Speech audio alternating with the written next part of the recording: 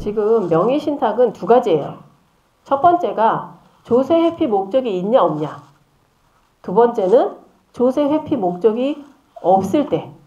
조세 회피 목적이 없으면 과세 자체가 안 돼요. 내가 예전에 주식을 다른 사람 명의로 해놨는데 그 이유가 내가 조세를 회피하기 위한 게 아니고 내가 신용불량자여서 사업을 못하니까 어쩔 수 없이 A라는 사람 이름으로밖에 할 수 없었다.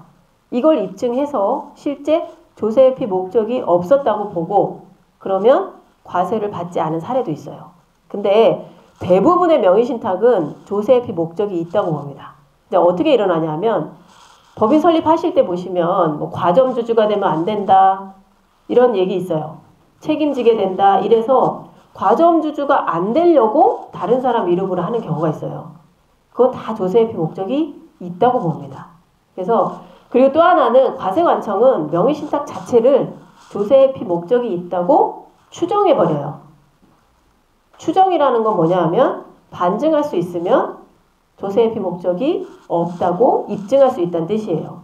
근데 대부분 여쭤보면 조세를 회피하려고 명의신탁 하신 경우는 열이면 열 없어요.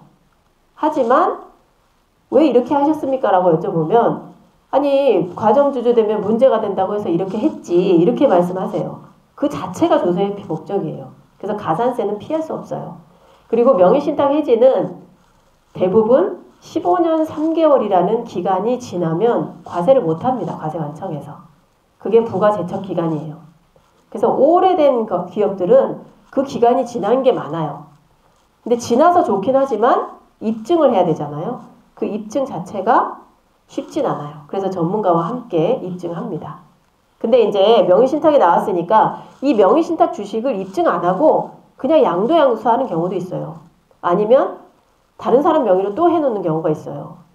그러면 반드시 요즘은 NTS라는 걸 통해서 걸려요.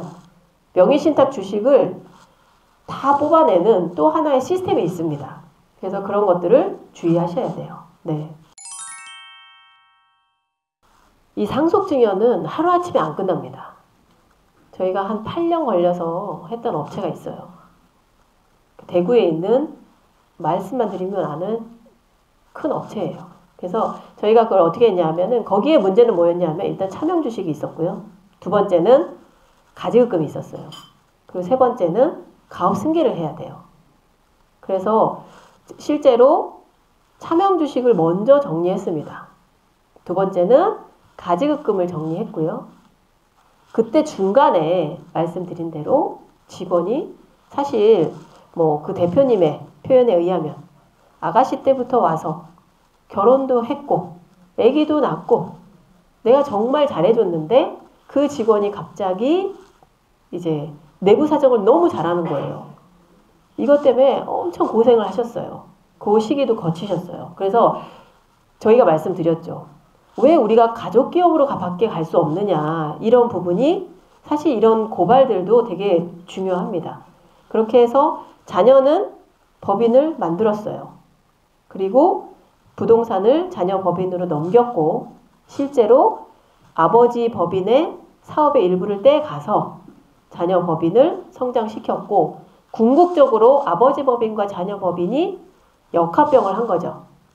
아버지 법인이 자녀 법인으로 들어가서 하나의 법인이 돼서 마무리됐습니다.